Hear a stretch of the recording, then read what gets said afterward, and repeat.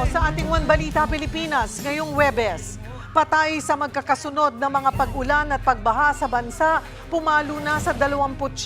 Mga kapatid dating nasalanta, tuloy ang panawagan ng tulong. Kapo po hanggang dito po, hanggang ngayon po, mister ko po, wala po hanap buhay. Masakit doon, binabaka ka na nga, ninakawan ka pa.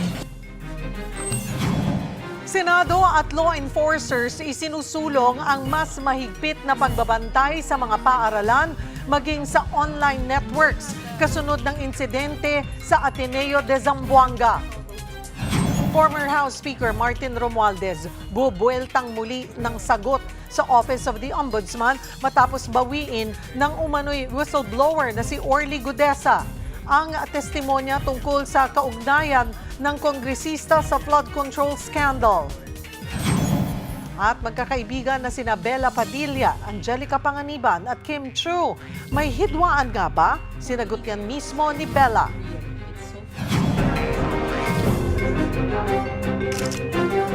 Magandang taghali, Luzon, Visayas at Mindanao. Thank you for joining us. Good afternoon sa mga nanonood. Ang uting utang, kumikita sa mga utang, walang kita. Dagsana ang mga paluwa sa kanilang mga probinsya. Hola! One Balita, Pilipinas!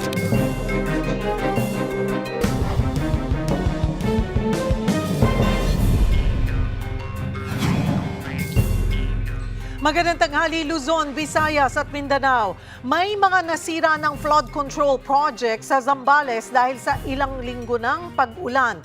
Pati mga resort sa tabing dagat nagtamo ng pinsala. Magbabalita si Mobile Journal, Arles de los Santos, live mula sa Botolan, Zambales. Arles, kumusta na ang sitwasyon dyan?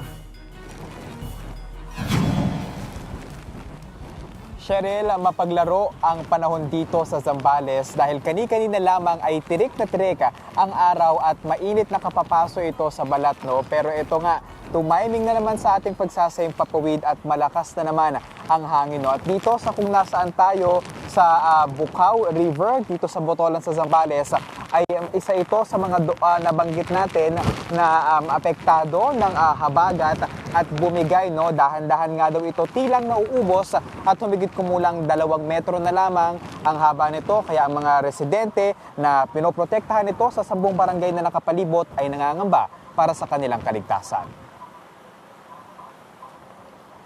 Bunsod ng malalakas na ulang dala ng habagat, sira pa rin ang 5 flood control project sa San Juan Dike sa Botolan, isang slope protection sa Cabangan at sa San Narciso. Tuloy-tuloy ang konstruksyon ng mga ito. Dahil din sa pabugso-bugsong ulan, malakas pa rin ang agos ng ilog sa Bukaw River. Inaagos nito ang lahar mula sa Mount Pinatubo kaya hindi pa rin makatawid ang mga residente. Suspendido pa rin ang pagpapalaot, pangingisda at tour guiding sa buong probinsya. Nakita rin natin, Cheryl, ang ilang palayan sa ibang barangay ng Pundakit at San Miguel sa San Antonio sa Zambales kung saan nananatiling lubog sa tubig ito dahil sa baha. May mga may mangilan-ngilan kalsada rin na mayroon pa ring gutter deep na baha pero nadaraan na naman ito ng light vehicles. Sa bahaging ito naman ng barangay San Miguel, San Antonio, Zambales, winasak ng naglalakihang mga alon ang aabot sa 40 mga cottage. Halos lamunin na kasi ng alon ang pampang sa barangay. Kasama dyan ang 3 cottage na pag-aari ng negosyanteng si Rosana. Aniya, sa loob ng 20 taon, ito ang unang beses na nangyari ito. Kaya ganoon na lamang ang kanyang panlulumo. Narito ang kanyang pahayag. Sira na sir, wala kami magawa, nakuha ng tubig. Paano hindi ka nalulungkot sir, wala na yung mga kubo. Yung mga gastos mo sir, yung pa nababawi.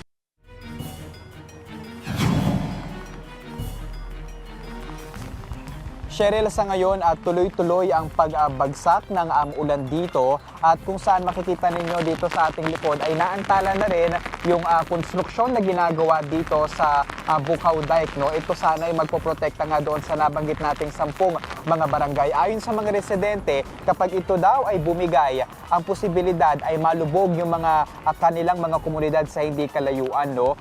Ayon sa Zambales PDRRMO, ang dahilan ng pagguho nito ng mga bahagi nito, no, ay yung malalambot nga, no, na lupa nito sa ilalim dahil sa halos 1 buwan nang nararanasan dito sa probinsya dala ng habagat. Wala pa namang casualty na kumpirmado dito, pero ayon sa mga residente ay mayroon isang katutubo na tumawid dito sa ilog na ito sa hindi kalayuan na hanggang sa ngayon ay hindi pa raw natatagpuan. No? Kaya susubukan natin, Cheryl, na makipag-ugnayan pa din sa mga barangay na nandito, maging sa pamahalaang pamprobinsya, panglalawigan ng Zambales para sa iba pang mga update. Cheryl. Maraming salamat at mag-iingat kayo dyan, Mobile Journal Arles de los Santos. Na-trap sa baha, nalugi ang kabuhayan at may nanakawan pa. Ito ang naranasan ng ilan nating kababayan na binaha ng manalasa ang habagat. Magbabalita si Gary De Leon. Talagang kung wala po, lubog po talaga eh. Hanggang dito po ang kapo po, hanggang dito po ang tubig po hanggang liig po talaga. So, sabi kawa ng mister ko eh, punta po kami sa aking anak para po kami malikas po gawa. Naiyak na lang si Cherry sa sinapit ng palayan ng kanyang asawa sa barangay Prensa, Salian, Batangas. Lahat ng pinaghirapan ng kanyang mister, nauwi sa wala matapos malubog sa baha. Sa sitio Bagbag, nilusong ng mga rescuer ang binahang palayan. Isa si Merly sa mga na-stranded. Ay, ayan po, kita nyo po, hanggang dibdib na. Oh. Kaya po kailangan taga-rescue at may mga bata na kailangan mailabas. Hindi po sila nakalabas dahil bigla ng pasok ng tubig. Kaya nahingi po kami ng tulong. Si Kuya, bit-bit pa ang 3 malilit na anak. Binalikan pa ang misis na 5 buwang buntis. Ngayon po, maghahapon, maggagabi po, mahirap pong kumilos ng gabay. Nung pumunta ang ating team sa Barangay San Diego, abot tuhod pa ang baha. Pero pilit na sinusuong ng mga residente ang tubig. May tumirik pa nga sa sasakyan. Ay, sadyang mahirap po talaga. Ay, pagtawid ko na lang ito, lamig na ako eh. Ginaw na. Primera klase ang subdivision na ito sa Antipolo, pero wala rin kawala sa baha. Marami nang umalis pero hindi ito maiwan ng 71 anyos na si Celeste. Kahit pa abot bewang na ang tubig. Lagi na lang siyang may malalaking styrofoam kung saan pinalulutang ang mga gamit.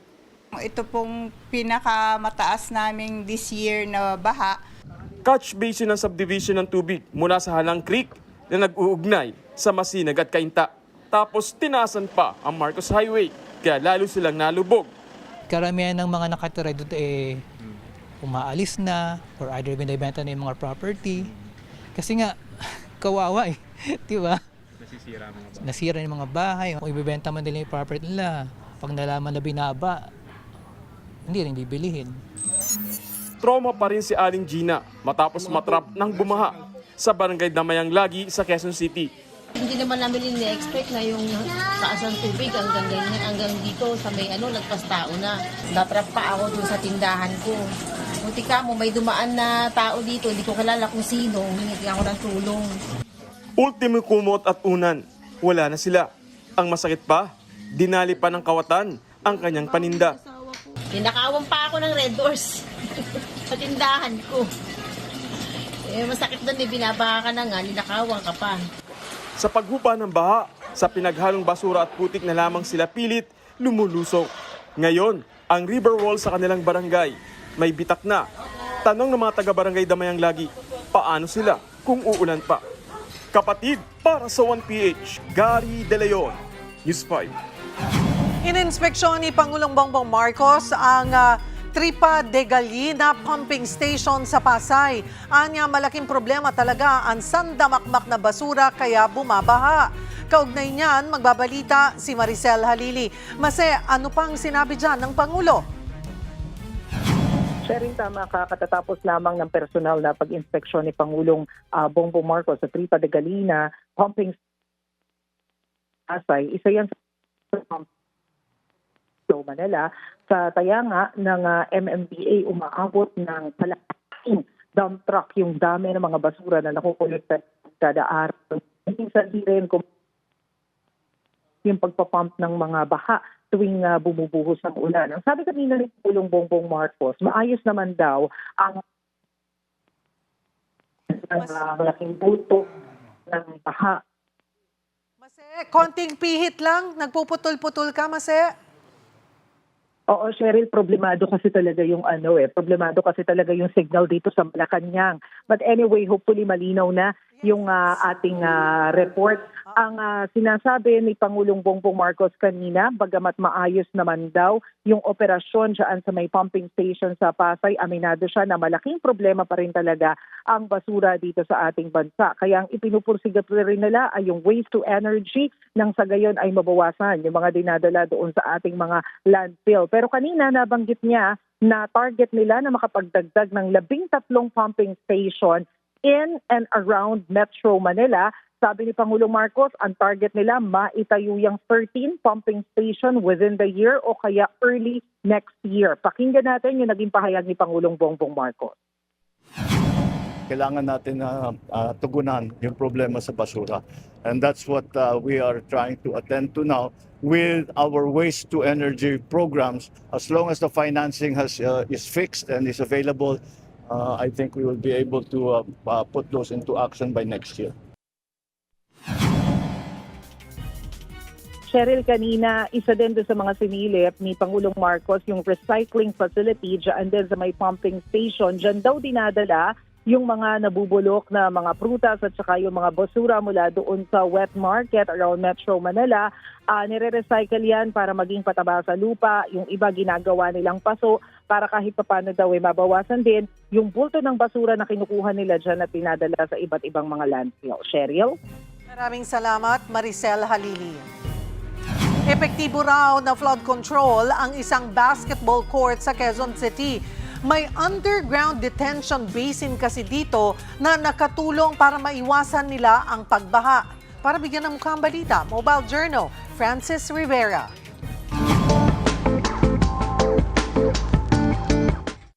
Quezon City ang may detention basin kung saan kaya nito mag-store ng tubig na malaking tulong at solusyon para sa baha. Sa ilalim ng basketball court na ito sa barangay Tandang Sora sa Quezon City, matatagpuan ang isang detention basin, 1,246 cubic meters o katumbas ng kalahating Olympic size na swimming pool ang tubig na kakasya rito. Kaya imbis na sa mga kalsada, dito na naiipon ang tubig ulan sa barangay. Tapos, gagana ang 6 na pumps para ilabas ang tubig papuntang ilog. Naramdaman agad ng mga residente ang ginhawa dahil dito. Bilis talagang takbo ng tubig. Dire-diretso lang, di pareho dati na nag-i-stay. Ngayon wala na, dire-diretso lang. Salamat ako na naayos itong problema itong sa baha dito sa amin. Bukod dyan, meron na silang 2 rainwater harvesting system. Sa ngayon, ang naiipon dito, ginagamit pandilig o panglinis sa barangay. And according to our drainage master plan, we are expecting more than 20 million cubic meters of flood water. But rest assured po na tuloy-tuloy po ang aming pag-aaral at pag-rekomenda at pag-implement ng infrastructure projects para maibsan po ang ating problema sa pagbaha. Mga kapatid, mobile journalist Francis Rivera po, hatid ang muka ng balita. Nasira ang bahagi ng road dike sa Oriental Mindoro dahil sa walang patid na pag-ulan.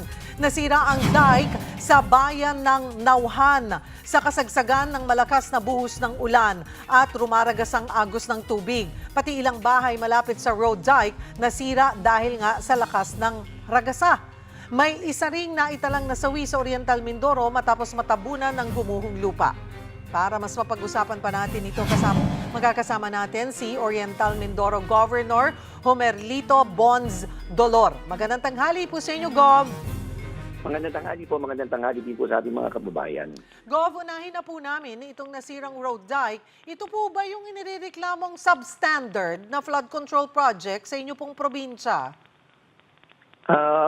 Bahagi po ito pero hindi po ito yung specific. May mga nasira pong road dikes namin, lalo na yung mga earth dikes.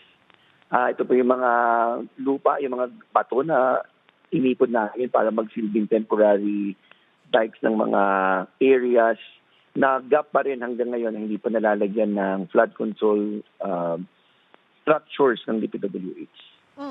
Ito pong mga nasira, ito pong road dike na nasira, sabi nyo parts of it, kailan po ba yan nagawa, natapos? May pananagutan pa rin ba dyan or pwede pa rin bang habulin yung mga contractors nito? Ngayong bumigay nga po yung bahagi ng road dike?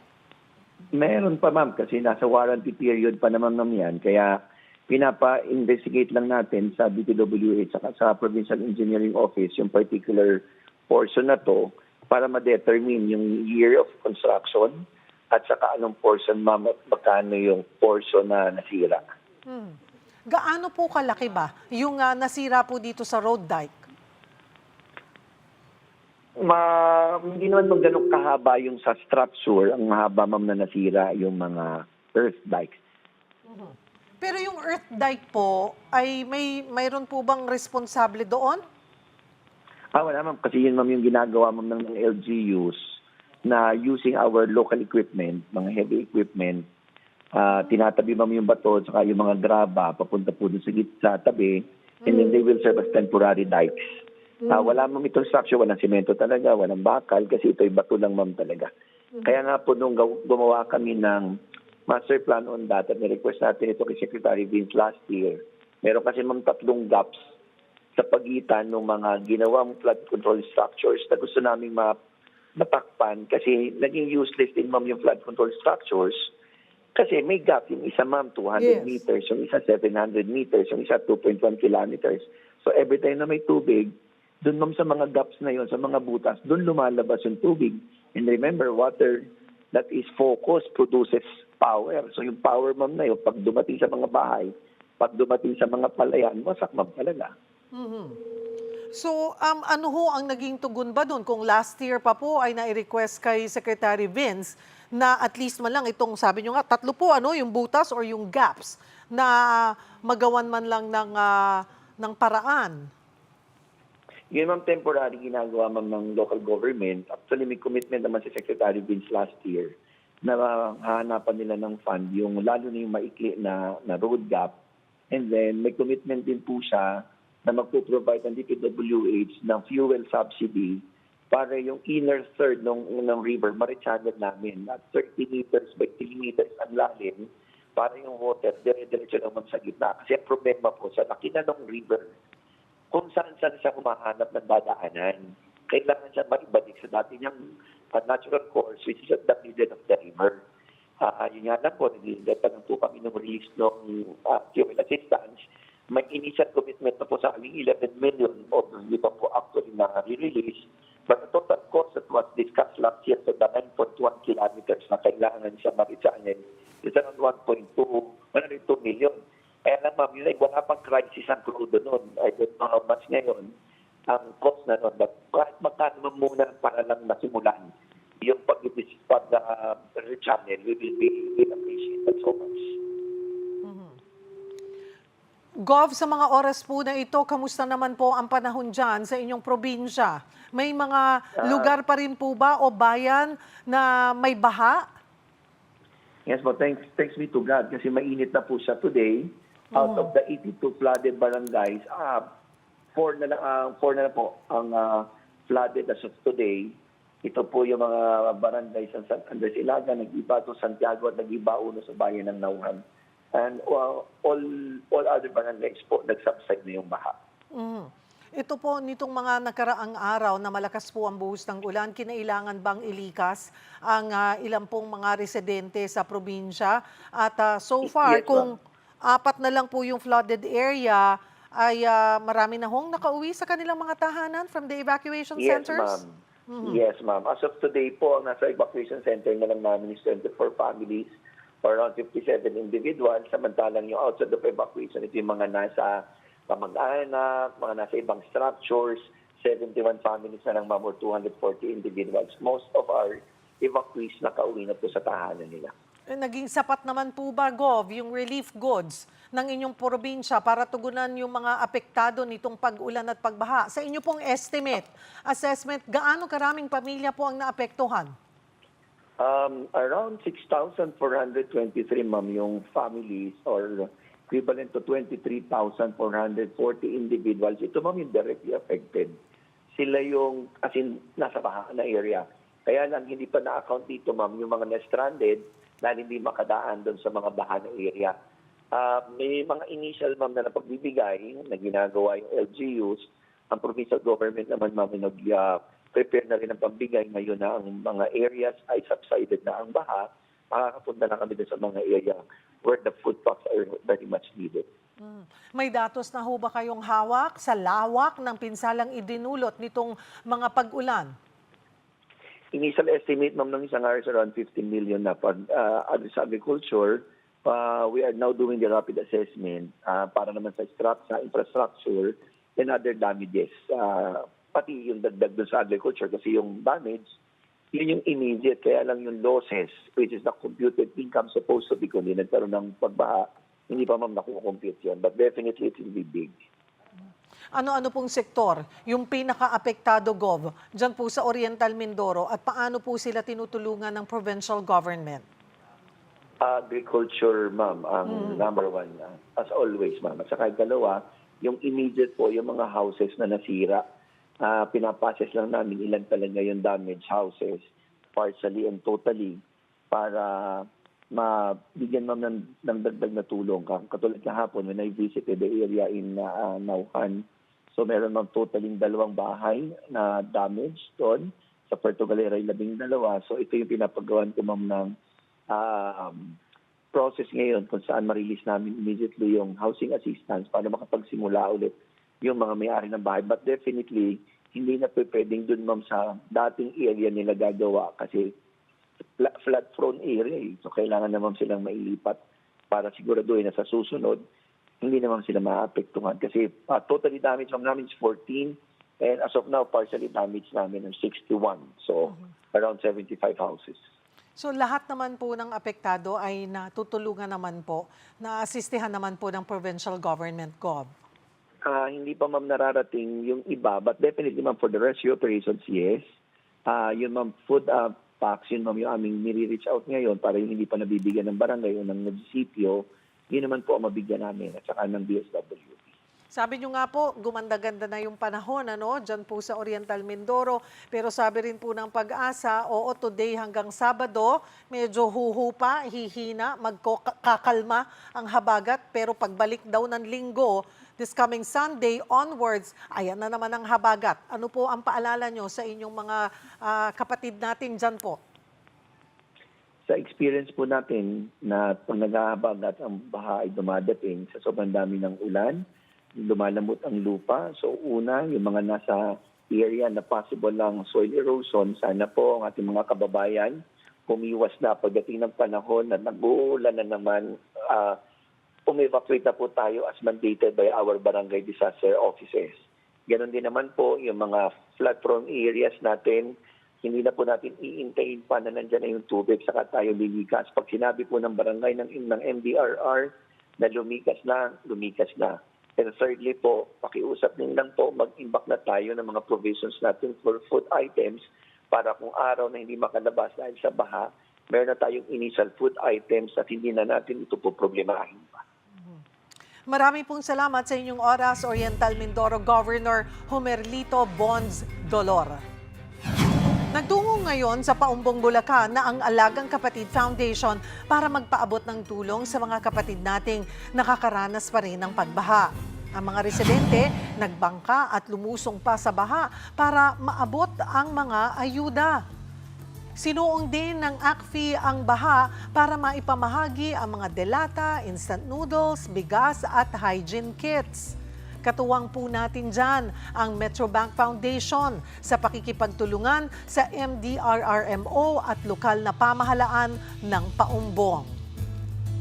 Sa mga gusto pong makiisa sa aming pagtulong, mag-message lamang kayo sa Facebook page ng Alagang Kapatid Foundation Incorporated o kaya ay scan po ang QR code o mag-deposit sa bank accounts na nasa inyong screen. Makakaasa kayo na sa pamamagitan ng Alagang Kapatid, ang inyong tulong ay makakarating sa mga tunay na nangangailangan.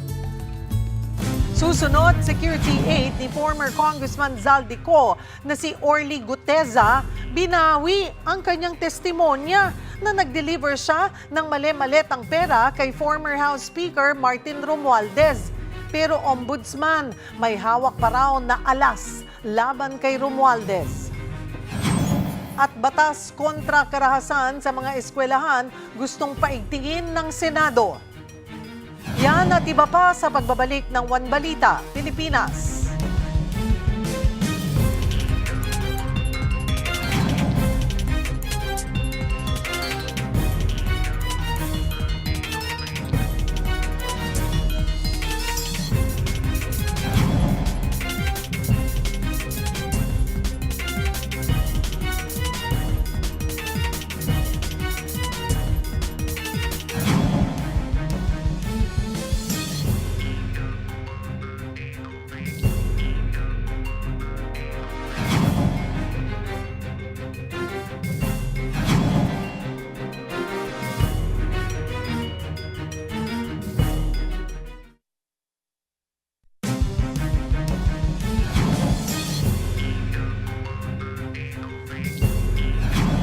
Magsasagawa ng pagdinig ang Senado para aksyonan ang karahasan sa mga paaralan. Magbabalita si Mobile Journal Fatima Baduria. Fatima, anong hakbang ng Senado nga para maisulong ang seguridad ng mga mag-aaral? Cheryl, gustong paigtingin ng Senado ang Anti-Violence Against Women and Their Children Act of 2004 para maiwasan na maulit pa ang mga insidente ng karahasan sa paaralan.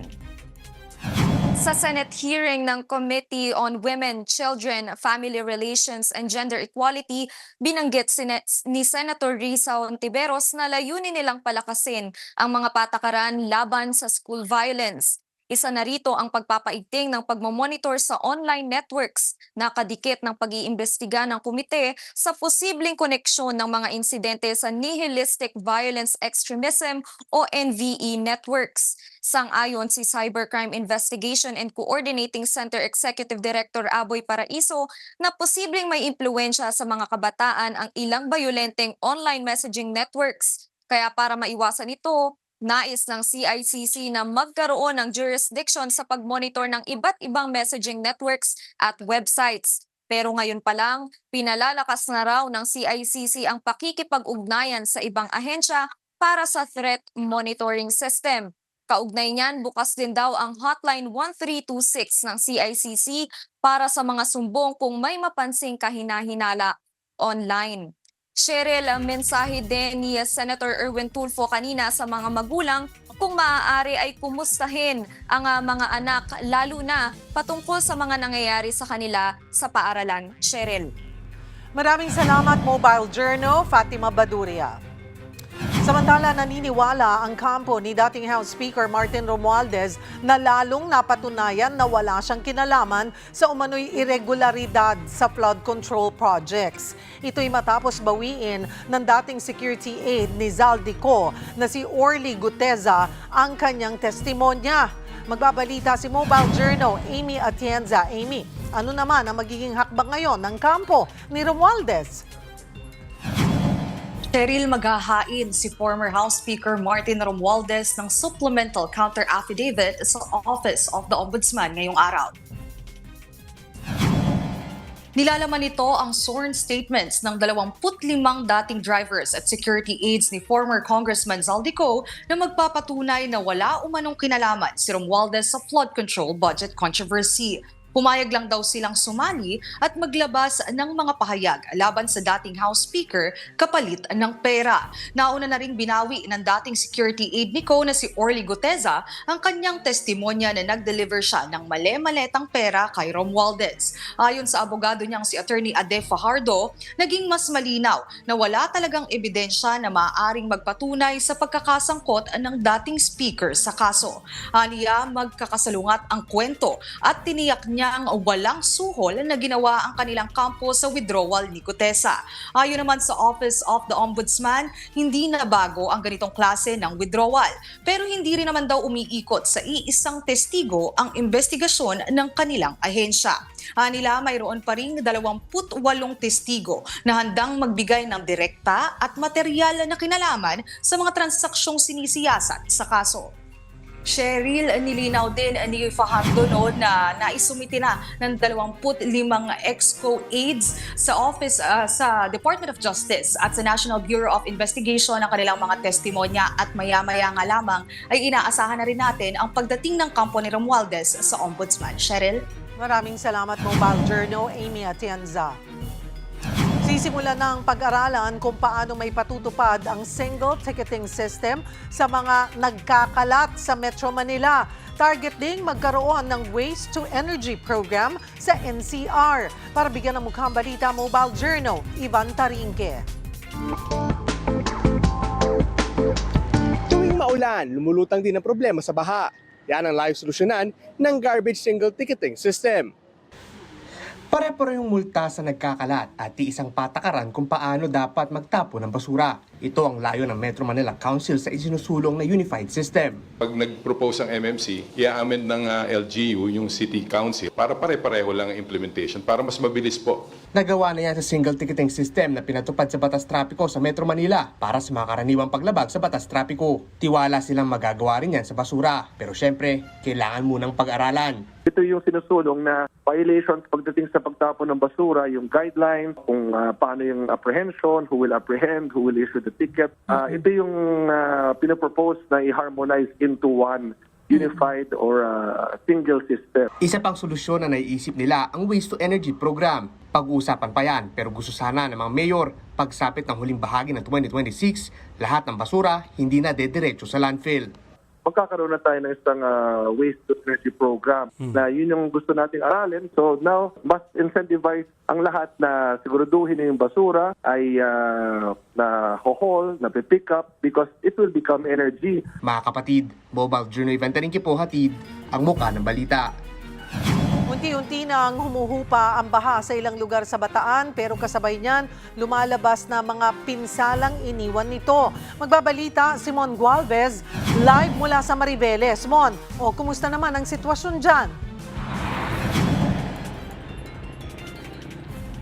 Tama ka dyan, Cheryl. Nandito kami ngayon sa bayan ng Mariveles naman sa Bataan kung saan dito yung mismong itong Roman Superhighway talagang inabot din ng baha kahapon dahil sa walang patid na pag-ulan. Pero sa mga oras na ito, nag-subside na yung tubig, mga basura na lamang ang naiwan dito. Binuksan na rin yung ilang mga drainage dito sa area para mas mabilis talaga yung paghupa ng baha. Yan ay lalot magmula kahapon or kagabi hanggang kanina umaga, talagang pamisa-misa na lamang yung mahihinang ambon. Actually ngayon, maaraw na or talagang umaaliwalas na kahit papano makalipas yung more than 2 weeks na talagang walang patid na pag-ulan dito sa lugar. Pero kasabay nga ng paghupa ng baha, kanina binisita namin yung bayan pa rin ng Hermosa.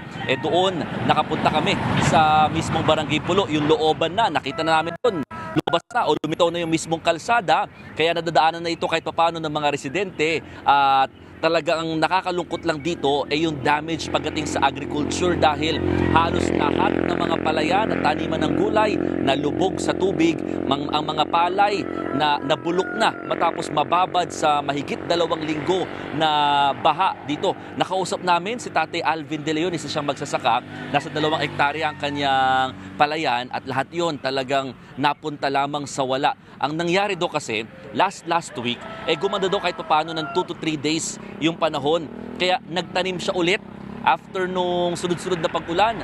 Ang problema, on the second time, ito na naman. Kaya talagang lugmok na lugmok si Tatay Alvin nang amin siyang nakita. Sakay pa nga siya ng traktora para talagang araruhin na daw niya ulit talaga yung lupa. Oras na bumaba na yung tubig sa kanyang mga taniman. Isa lamang si Tatay Alvin sa mahigit 3,000 magsasaka at mangingisda na apektado dito sa mga nagdaang pag-ulan dulot ng habagat. Cheryl. Marami ring taniman nga dyan. Gaano kalaki yung naging pinsala sa mga ito?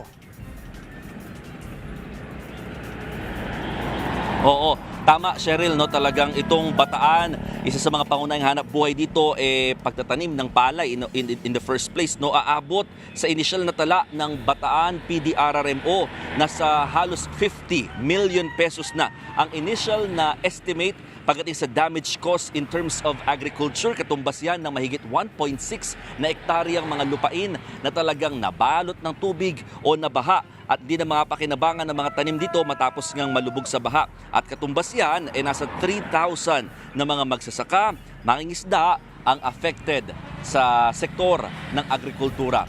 Cheryl. May mga residente pa bang nananatili sa evacuation centers o nakabalik na sila lahat sa kanilang mga tahanan?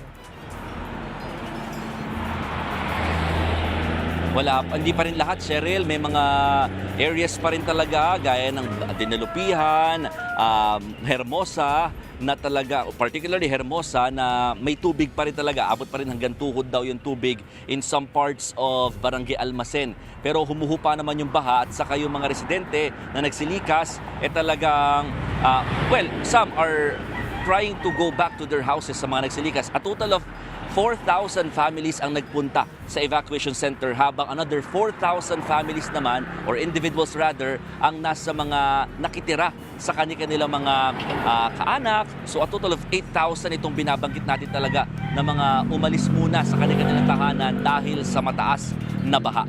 Cheryl. Sunod na plano ng lokal na pamahalaan, lalo't nagbabadya pa rin, manalasa ang habagat. Parang nagpapahinga lang daw ng nag-break lang ng 2 to 3 days. And then Sunday, magre-resume na naman, magre-reactivate na naman. Yan.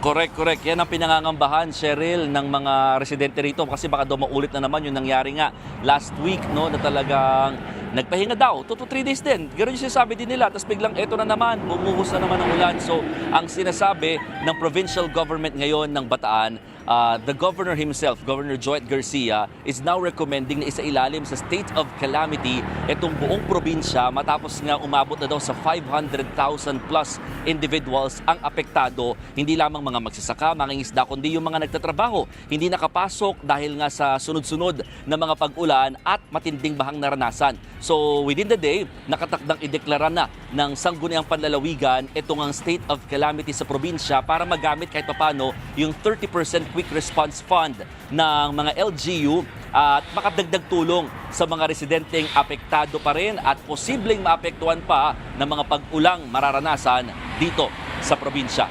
Cheryl. Maraming salamat, Mon Gualvez. Kahit sumikat na ang araw sa malaking parte po ng Luzon, ingat pa rin mga kapatid dahil posible pa rin ang mga pag-ulan dahil sa habagat. Patuloy din ang monitoring ng Pag-asa sa mga bagyong nakapalibot sa bansa.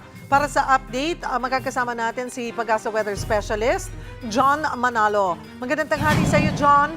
Magandang tanghali din po, Ms. Cheryl, at ganoon din sa ating mga taga-subaybay. Bigyan mo muna kami ng update dito sa bagyong Neneng. Si Bagyong Neneng po ay huli nating namataan sa layo 390 kilometers north ng Itbayat, Batanes. Sa mga susunod na oras, posible na lalabas na rin ito ng ating PAR at ganoon din naman ay magiging low pressure area na lamang po ito. Ibig sabihin, wala na rin po itong magiging significant o impact sa anumang parte ng ating bansa. Ang mas nakakaapekto po sa atin sa kasalukuyan ay itong habagat. Pero mas bawas na rin po in terms of cloudiness. Although dito sa Ilocos Region, Batanes, Zambales at Bataan, may mga kaulapan pa rin, kaya may mga pag-ulan pa rin sa mga binanggit natin na lugar. Pero dito sa Metro Manila, Cordillera Administrative Region, natitirang bahagi ng Cagayan Valley, natitirang bahagi ng Central Luzon, mga probinsya ng Cavite, Batangas, Laguna, Rizal, Occidental Mindoro, Oriental Mindoro at Palawan, ay may mga kaulapan pa rin po, may chance pa rin ng mga pagulan pero mas mababa na as compared kahapon. Sa natitirang bahagi naman ng ating bansa, Visayas and Mindanao, ay mas mababa pa lalo yung chance ng kanilang mga pagulan. Actually, yung nararanasan ng mga kababayan natin dito sa southern and central part ng ating bansa ay mas mainit, no? Actually, may mga hot weather na nararanasan sila sa kasalukuyan. Ulan po ba mamaya? Mababa po yung chance dito sa Metro Manila, pero sa northern provinces ay may potential po na makaranas pa rin tayo ng mga pag-ulan. Okay, so parang huminga-hinga muna, pinahinga muna tayo ng habagat. Pero ang tanong ng marami, magtutuloy-tuloy na ba yung ganito kagandang panahon? Pero ang sinasabi nyo, by Sunday, pwedeng ayan na naman ang enhanced habagat. Opo. Bali, nakadepende po ito dito sa Tropical Storm Saudel, sa kanyang pagkilos, pa-northwestward po yung kanyang pagkilos sa bilis na 25 kilometers sa kasalukuyan. Kung mas bumilis pa po ito, ay posible by Sunday ay nandito pumasok po ito ng PAR at kung bahagya na bumagal ay posible na by Monday. Pero pumasok man po ito o hindi, tawagin man siyang OBET kasi pag pumasok po ito, OBET na yung magiging local name niya, yung potential niya dahil sa kanyang nakikita sa analysis natin na magde-develop o mas lalakas pa itong si Tropical Storm Saudel. By the way, Saudel yung international name niya. Ibig sabihin nito, mataas yung confidence natin na hihila o palalakasin nito yung hanging habagat. Kaya kung hindi man sa Sunday, by Monday onwards ay may potential po na makakaranas pa rin tayo ng maulap na kalangitan at nandun po yung chance ng mga pag-ulan. At anong mga probinsya ang kailangang maghanda? Yung pa ring usual, the western sections ng Luzon and Visayas? Yes po, tama po, Ms. Cheryl, no? Dahil yun po yung unang sasalubong sa mga kaulapan and then may tinatawag po tayo na orographic lifting. So yung mga kabundukan, let's say yung Cordillera Mountain Range, Pag tumatama po din mga kaulapan, nagiging mas concentrated yung mga kaulapan na yon at nagiging mas malakas din yung ibinubuhos ng mga pagulan, lalo na sa western section ng mga kabundukan na yon o generally western section ng ating bansa. Klaruhin lamang natin, itong bagyo, nasa tropical storm strength na, yung nasa may Pacific Ocean. Ito ba mataas yung chance nga na pumasok ng PAR? Yes po. Nakikita natin na mas tumataas yung chance nito na pumasok ng PAR somewhere between Sunday and Monday po. At pagpasok nito sa PAR, inaasahan bang aabot pa to ng typhoon or super typhoon strength? May posibilidad po na umabot ito ng typhoon category, pero titignan pa rin po natin yung kanyang magiging development para sa specific po na detalye patungkol sa kanyang development. Pero sabi mo nga, magandang balita doon, hindi nakikita or maliit yung chance na mag-landfall, pero yung epekto na naman nito sa ating hanging habagat. Yes po, tama po yun, Ma'am Sher. Kaya if I may po, no, dahil may window time tayo ngayon, halimbawa may mga butas yung bubong o may kailangan tayong asikasuhin na mga drainage sa mga bahay natin, may opportunity po tayo ngayon na gawin yun. Para pag umulan na naman po next week, ay at least may bawas na po tayo na mga suliran. So yung matagal na team bahay ay masasabi mong pwedeng lumabas or i-enjoy nila yung outdoor ngayong weekend? Ngayong weekend po, ang pinaka magandang, well, kung ako po yung magsasuggest, no, base sa ating forecast, Friday afternoon or Saturday ng morning, yan po yung time na kung saan ay, or buong Saturday, ay yan po yung time na mas mababa ang chance ng mga pag-ulan. Base po sa forecast natin ngayon. So maglaban na at magpatuyo ng labahin. Yes, tama po, Ma'am Shelly. Alright. Okay. So next week na ulit. Dahil sabi mo nga, at least kahit papano ngayon, makakahinga-hinga tayo. Thank you, John, sa iyong update. Ang ating Pag-asa Weather Specialist, John Manalo.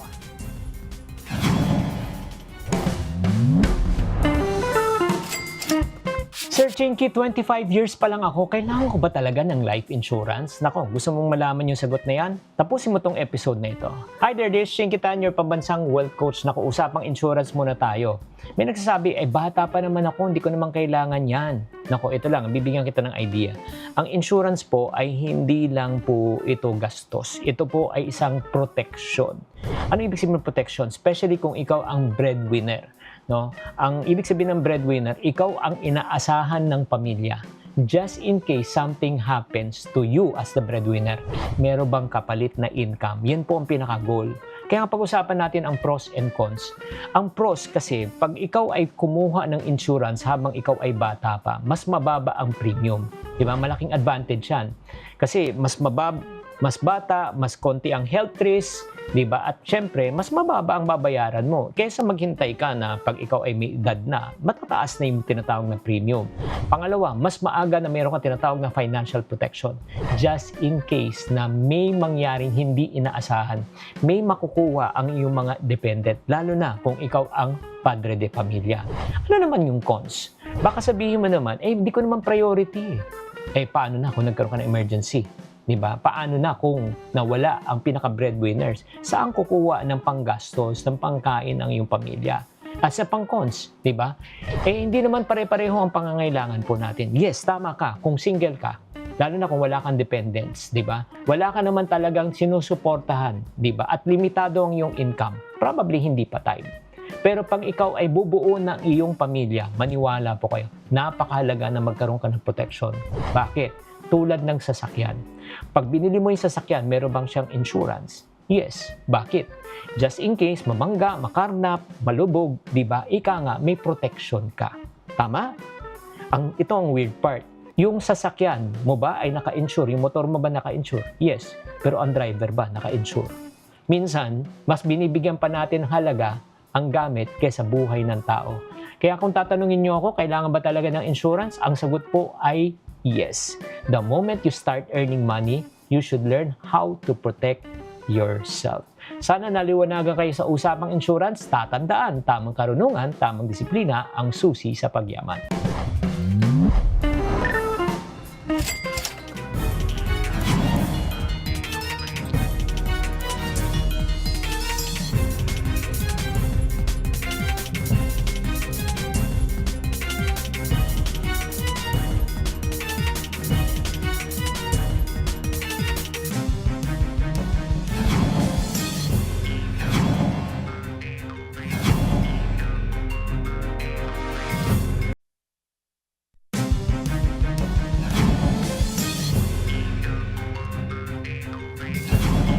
Nagpapatuloy ang pagdinig ng Senate Committee on Energy kaugnay ng mga panukalang tugunan ang system loss charges. Magbabalita si Mobile Journal, Merimon Reyes. Merimon, kumusta ang takbo ng pagdinig?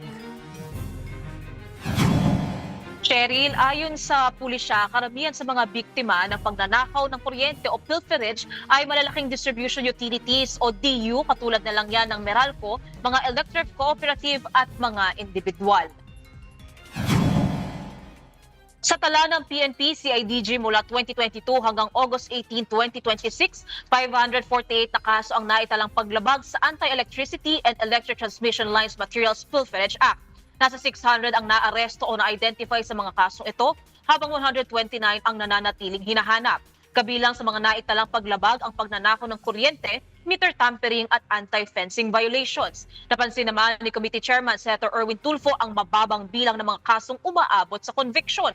Sa 190 na kasong naisampa kasi sa korte, 21 pa lang ang nagresulta sa conviction, habang 123 ang patuloy na nililitis. Kaya anila, parang wala raw napipigil sa pagnanakaw ng kuryente.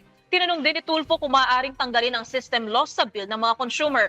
Ayon kay ERC Chairperson Atty. Francis Saturnino Juan, posibleng ipagbawal o i-zero ang recovery ng systems loss kabilang ang technical at non-technical losses. Pero hindi raw ganap na may iwasan ang technical loss dahil bahagi ito ng natural na pagkawala ng kuryente sa sistema. Samantala, maaaring mapababa ang non-technical loss kabilang ang pagnanakaw at errors, pero hindi pa rin yan ganap na mawawala. Kung ipapasalo kasi sa distribution utilities ang lahat ng system loss at hindi na i-recover sa bill ng consumer, kailangan daw pag-aralan ang epekto nito sa operasyon ng mga DU. Mungkahi ng ERC, maaaring phased in ang pagbabago para makapaghanda ang mga DU. Babala rin ng ERC, posibleng maharap sa pagkalugi o pagsasara ang ilang DU, lalo na ang mga electric cooperative na mataas na ang system loss. Isa pa sa tinututukan sa hearing ang modernisasyon ng mga linya. Ayon sa ERC, may technical at performance standards na dapat sundin ng mga distribution utilities kasama ang mga parusa sa lumalampas sa allowable system loss at insentibo naman para sa capital expenditures na makapagpapababa nito. Pero kinwestiyon din ni Tulfo kung sapat ba ang investment ng mga distribution utility sa pagpapaayos at pagmodernize ng kanilang sistema. Aniya, baka dahil daw may mekanismo para ma-recover ang system losses mula sa mga consumer, hindi sapat ang insentibo ng ilang kumpanya para mag-invest sa pagpapaunlad ng sistema. Cheryl, target ng Senado na bago magpasko ay may panukala ng makakapagpagaan sa singil sa kuryente para sa mga consumer na hindi rin naman malalagay sa alanganin ang operasyon ng industriyang maapektuhan. Cheryl. Maraming salamat, Mobile Journal, Merimon Reyes. Ang Meralco po ay bahagi ng MVP Group na kinabibilangan din ng 1PH at ng 1 News. Tinubuan ng mga bukol at rashes sa katawan ang isang bata sa Pasig. Ang dahilan, isang pambihirang kondisyon na nangangailangan ng chemotherapy. Para bigyan ng mukhang balita, Mobile Journal, Ieda Pascual. Sa murang edad na 4 na taong gulang, nagme-maintenance na ang isang paslit sa Santolan, Pasig dahil sa pambihira niyang sakit. 8 buwan pa lang si Ashley nang mapansin ng kanyang mga magulang na may mga itim na rashes sa kanyang dibdib. Agad na pina-check up ni Regine ang anak. Niresetahan sila ng cream pero hindi ito nawala. Hanggang sa... Tinubuan naman po siya ng bukol sa gilid dito. Malaki dito. Hanggang sa dumami na po dito sa ulo. Malalambot na bukol. Dito na inadmit ng ospital ang bata. Ang diagnosis, Langerhans cell histiocytosis, kung saan yung kinatawag na Langerhans cells, hindi normal ang pagdami. Ang Langerhans cells ay mga tagabantay o sentinel ng immune system na unang humuhuli sa pumapasok na bakterya, virus o toxin sa balat. Pero pag sobrang dami, naiipon sa ilang bahagi ng katawan na pwedeng maapektuhan ng organs gaya ng buto, balat at baga. Tapos, ang sabi po is, hindi po siya pwede operahan. Bali, yung kailangan lang po niya is chemo treatment, chemotherapy po. Noong na po siyang nag-chemo, 1 year and a half po. Hanggang sa ngayon po, na 4 years old, nag-oral chemo pa rin po siya. 80% pa naman daw ang tsansa ni Ashley na gumaling. Pero posibleng bumalik paglipas ng ilang taon. Ngayon may maintenance at nag-oral chemo si Ashley na nakakatulong naman daw sa rashes at bukol ng bata. Pero hindi sapat ang kanilang kabuhayan. Sobrang nahirapan po kami sa financial aid saka sa pang-maintenance niya po, gamot, laboratory. Mahirap po. Tapos hindi namin alam saan kami kukuha ng ganito, ganyan niya. Mahirap, parang kinakaya din po, ma'am. Sana po tulungan niyo po siya sa gamutan. Saka sa panalangin, yun lang po. Mga kapatid, ako po si Mobile Jornoyeda Pascual. Hatid ang muka ng balita. Hola mga kapatid, barkadahang ang Becky o Angelica Panganiban, Bella Padilla at Kim Chiu. Friendship over na nga ba? At singgaling may mini reunion sa concert and juke bosses sa sina Ding Dong Avanzado at Jeza Zaragoza. Narito po ang report. I won't talk about that muna. Yeah, thank you. Yan ang maiksi pero malaman na pahayag ni Bella Padilla nang tanungin kong FO o friendship over na sila ng kanyang ang Becky o Angelica Panganiban, Bella Padilla at Kim Chiu barkadahan.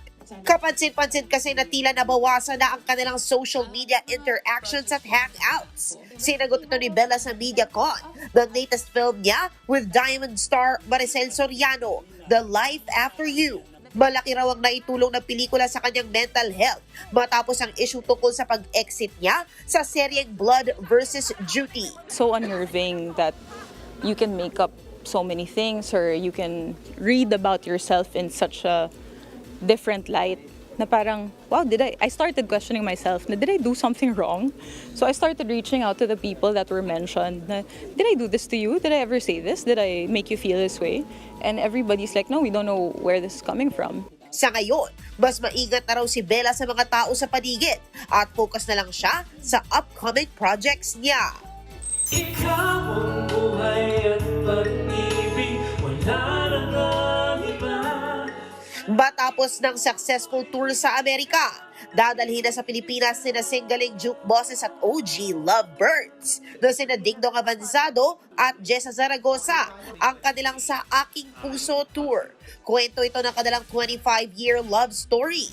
In our 25 years, mga people na hindi siguro hindi sila aware, masishare namin through music.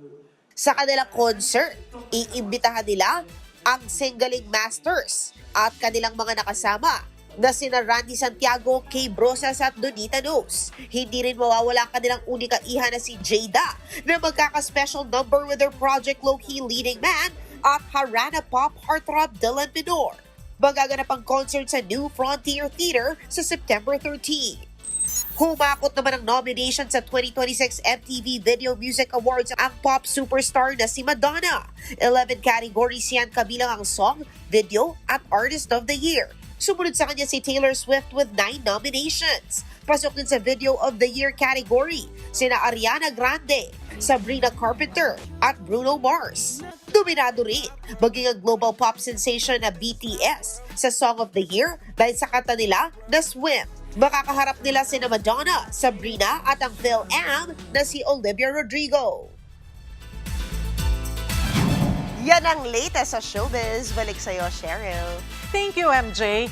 At yan po ang mga bumabanderang balita at public service sa inyong tunay na kasalo sa tanghali. Hanggang bukas, dito sa Balita magpapabusog sa inyong kaalaman. Ako po si Cheryl Cosim. Kami ang inyong kapatid sa public service. 1PH, teleserbisyo para sa Pilipino.